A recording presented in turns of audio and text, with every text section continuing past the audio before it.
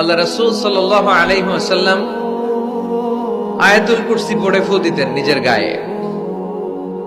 সূরা ইখলাস, সূরা ফালাক, সূরা নাস তিন কুল পড়ে ফু দিতেন। সূরা ফাতিহা পড়ে ফু দিতেন। এগুলো পড়ে হাত দুটো মিলাবেন, হাতে ফু দিয়ে মাথা থেকে পা পর্যন্ত মাসে করবেন। It's a protection from your Lord. জিন ভূতের আসর, ব্ল্যাক ম্যাজিক, জাদু টোনা, বান মারা, জাদু ঝাড়ু যাই হোক, তো এগুলো কিন্তু মারে, বান মারে, জাদু টোনা করে, ব্ল্যাক ম্যাজিক করে।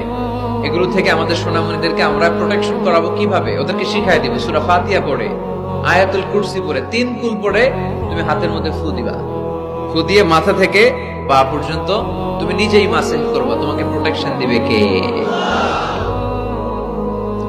আল্লাহ রাসূল সাল্লাল্লাহু আলাইহি ওয়াসাল্লাম বলেছেন, মান ক্বারাআ আয়াতাল কুরসি দুবুরা কুল্লি সালাতিন মাকতুবাতিন লাম ইয়ামনা'হু মিন দুখুলিল জান্নাতি ইল্লাল মাউত।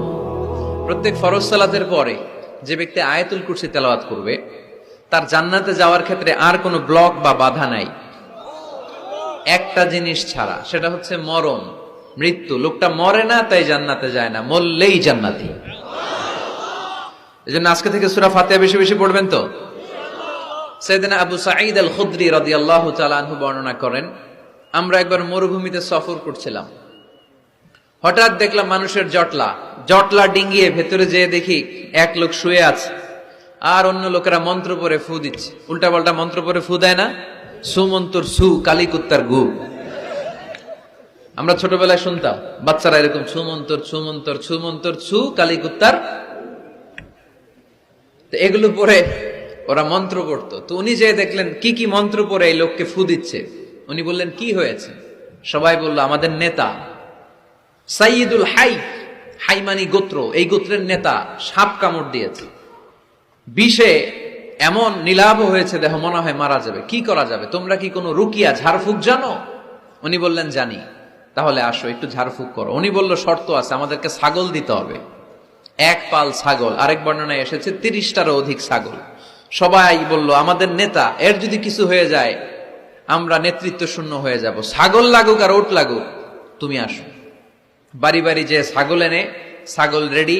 সাইয়েদনা আবু সাঈদ আল খুদরি রাদিয়াল্লাহু তাআলা আনহু পড়তে আরম্ভ করলেন, আলহামদুলিল্লাহি রাব্বিল আলামিন আর রহমানির রহিম মালিকি ইয়াউমিদ্দিন ইয়্যাকা না'বুদু ওয়া ইয়্যাকা নাস্তাঈন اهدنا الصراط المستقيم صراط الذين أنعمت عليهم غير المغضوب عليهم ولا الضالين। পড়েন আমিন। উনি এটা পড়ে ফু দিলেন। ফু দিতে দেরি, মুহূর্তের মধ্যে সোয়া লোকটা বসে গিয়েছে। আবার ফু দিছে, এবার দাঁড়ায় গেছে। আরেকবার ফু দিছে, হাঁটতে শুরু করছে, একেবারে সুস্থ।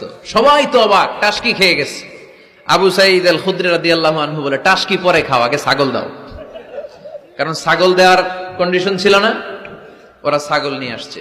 সাইয়েদনা আবু সাঈদ আল খুদরি রাদিয়াল্লাহু তাআলা আনহু আনন্দে এবার ছাগল নিয়ে সাহাবাদেরকে নিয়ে রওনা। পথিমধ্যে লেগেছে প্রচন্ড ক্ষুধা, তখন তারা কয়েকটা ছাগল জবাই করে খেয়েছে। খাওয়ার পরে পেট যখন ঠান্ডা, তখন ব্রেইন সচল। উনি চিন্তা করতে আরম্ভ করলেন, হায় রে, কোরআন দিয়া ঝাড়ফুঁক করে যে ছাগল নিয়ে আসলাম, ওটা যে খাইলাম, এই ছাগল নেওয়া জায়েজ হয়েছে কিনা এই মাসালা তো নবীরে জিজ্ঞেস করি নাই, কিন্তু ছাগল তো অলরেডি পেটে যায় হজম। কি করা? মদিনাতে যে জিজ্ঞেস করবো। মদিনায় যেই আল্লাহ রাসূল সাল্লাল্লাহু আলাইহি ওয়াসাল্লামের দরবারে যে জিজ্ঞেস করলেন, ইয়া রাসূলুল্লাহ, এমন এমন ঘটনা, ঝাড়ফুঁক করে আমরা ছাগল এনেছি, এটা কি জায়েজ হয়েছে? আল্লাহ রাসূল সাল্লাল্লাহু আলাইহি ওয়াসাল্লাম বলে, জায়েজ হয়েছে মানে অবশ্যই জায়েজ হয়েছে। কোরআনের দাম বাড়ায় দিয়ে আসছো মিয়া, ছাগল কিছু থাকলে আমার ঘরেও পাঠায়।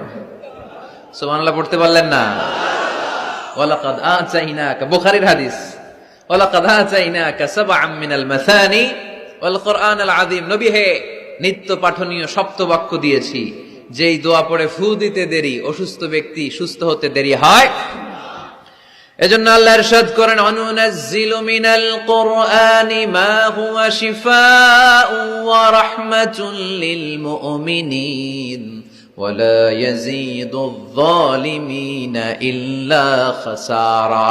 এই কোরআনকে আমি শিফা হিসেবে নাজিল করলাম, এই কোরআনকে আমি রহমত হিসেবে নাজিল করলাম, এই কোরআনকে আমি তোমাদের জন্য হেদায়েত হিসেবে নাজিল করলাম। তোমাদের কোরআন রহমত এনে দিবে, বরকত এনে দিবে, শিফা এনে দিবে, কিন্তু জালেমদেরকে কিছু এনে দিবে না। ঠিক কি না? ওয়ালা ইয়াজিদিয যালিমিনা ইল্লা খাসারা। জালিমদের অকল্যাণ করবে, জালিমদের কল্যাণ নাই এই কোরআনে। জালিম যদি হেদায়েতের নিয়তে কোরআন পড়ে তাহলে কল্যাণ পাবে, তা না হলে কল্যাণ পাবে না। তো এখন থেকে আমরা যদি অসুস্থ হয়ে যাই, যেই সূরাটা পড়ে আমরা ঝাড়ফুঁক করব, সূরাটার নাম আরো জোরে বলেন, ফাতিহা। আসলে প্রতিদিন এই সূরাটা পড়ি, এই সূরাটার তাৎপর্য কি, মর্মবাণী কি আমাদের জানার দরকার আছে না? কিন্তু আমরা অনেকেই জানি না। জানি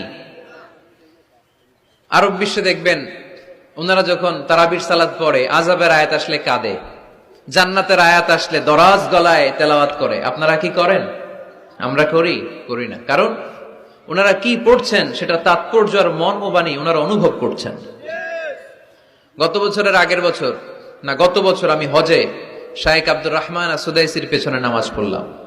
উনি যখন সূরা কুরাইশ তেলাওয়াত করছেন, ফালিয়াবুদু রাব্বা হাযাল বাইত, এটা বলে তিনি কেঁদে দিলেন। কারণ উনি অর্থ বুঝতে পেরেছেন, আয়াতের অর্থ ফালিয়াবুদু রাব্বা হাযাল বাইত, এই কাবা ঘরের মালিক আল্লাহর ইবাদত করো, এই ঘরের রবের ইবাদত করো। আর ওই ঘরের সামনে দাঁড়িয়ে উনি ইমাম, উনি ওই ঘরের সামনেই দাঁড়ানো আর পড়তেছে এই ঘরের রবের ইবাদত করো। এটা যখন অনুভব করলেন, উনি আর নিজেকে ধরে রাখতে পারলেন না, উনি কান্না জুড়ে দিলেন। উনার পেছনে আমরাও কাঁদতে লাগলাম, কারণ ইমাম যেদিকে মুসল্লিও সেদিকে। উনিও কাঁদে, আমরাও কাঁদি, কারণ অর্থ বুঝতেছি তো। আবার জান্নাতের আয়াত আসলে এমন সুরের ঝংকার তুলে তিনি তেলাওয়াত করে, মনে হচ্ছে যেন এখনই উপর থেকে রহমত নাজিল হচ্ছে। ঠিক কিনা? কিন্তু আমরা যখন তারাবির সালাত পড়ি, আমাদের কখন যে আযাবের আয়াত গেল, কখন যে জান্নাত গেল, আর কোন দিক দিয়ে জাহান্নাম গেল, কোন দিক দিয়ে ইউসুফ নবীর কাহিনী গেল, কোন দিক দিয়ে আমার নবীর ঘটনা গেল, কিছু টের পাই। শুধু আমরাই টের পাই না এমনটা না, যিনি পড়াচ্ছে উনিও টের পায় না। ঠিক কিনা? এজন্য আমাদের চোখ দিয়ে দাঁড় দাঁড় করে পানি নামে না, আমরা অশ্রুসিক্ত হই না। জান্নাতের আয়াত আসলে আমাদের মজা লাগে না, কোরআনটারে মজা লাগাইতে হবে। ঠিক কিনা? বুঝতে হবে মাতৃভাষায়। স্মার্টফোন ইউজ করেন কারা কারা দেখি? ওরে আল্লাহ, সবাই স্মার্ট তো দেখি, এত স্মার্ট মানুষ এখানে থাকে। তো এই স্মার্টফোনের ভেতরে কিন্তু কোরআনের অ্যাপস ডাউনলোড করা যায়। কোরআনের অ্যাপস ডাউনলোড করবেন, করে আপনি পড়বেন, যা বলার আল্লাহ সব বলে দিয়েছে, নতুন করে আর কিছু বলবে না। বলবে? এই কোরআন শুরু হয়েছে বিসমিল্লাহির রহমানির রহিম দিয়ে, বা দিয়ে, আর শেষ হয়েছে যে সূরা দিয়ে, সূরাটার নাম সূরাতুন নাস। ওই সূরার শেষ আয়াতটি এরকম, মিনাল জিন্নাতি ওয়ান নাস, শেষে সিন। বা আর সিন মিলালে কি হয়? বাস। এবার বাসে চড়ে কিশোরগঞ্জ শহর যাবেন? এই বাস কি ওই বাস না? এই বাস মানে যথেষ্ট, বাস মানে এনাফ, সাফিসিয়েন্ট। মাঝে মাঝে এরকম হয়, আমরা খাচ্ছি, আমাদের পাতে খাইতে পারি না, আরো তুলে দেয়, কারণ হুজুর একদিন পাইছে, খাওয়াই আজকে মাইরা ফেলবে। তো আমরা বলি বাস বাস, আর লাগবে না ভাই, আর পারছি না, বাস মানে যথেষ্ট আমার জন্য। তো আল্লাহ বুঝাতে চাইলেন 30 পারায় যা দিয়ে দিছি হেদায়েতের জন্য, বাস যথেষ্ট, নতুন করে কোনো কথার দরকার নাই। চিল্লায় বলেন ঠিক কিনা? It's a problem solving methodology, it's not a problem creating methodology. কোরআন কখনো প্যাচ লাগায় না, প্যাচ খোলে। এই যে সুতা দিয়ে বাঁধতে গেলে অনেক সময় প্যাচ লেগে যায় না, এটা কি বলেন আপনারা? গিট্টু। এই কোরআন কি গিট্টু লাগায় নাকি গিট্টু খোলে? সমস্যা তৈরি করে না সমাধান এনে দেয়? সমাধান চাও যদি জীবনে মরণে, ফিরে যাও খোঁজে নাও, চোখ রাখো কোরআনে। ঠিক কিনা? পড়েন সবাই। সমাধান চাও যদি জীবনে মরণে, ফিরে যাও খোঁজে নাও, চোখ রাখো কোরআনে। If you want the solution this দুনিয়া এন্ড আখিরা, go back, have a look to the holy কোরআনে। তাই না? সমাধান যদি চাই, চোখ রাখতে হবে কোথায়? নাকি এটিএন বাংলার পর্দায়? আসিতেছে আগামী শুক্রবার ওই পর্দায়, রঙিন পর্দায়, রূপালী পর্দায়, যেই বইয়ের দিকে চোখ রাখতে হবে বইটার নাম কোরআন। কোরআন, প্রিফেস অফ দ্য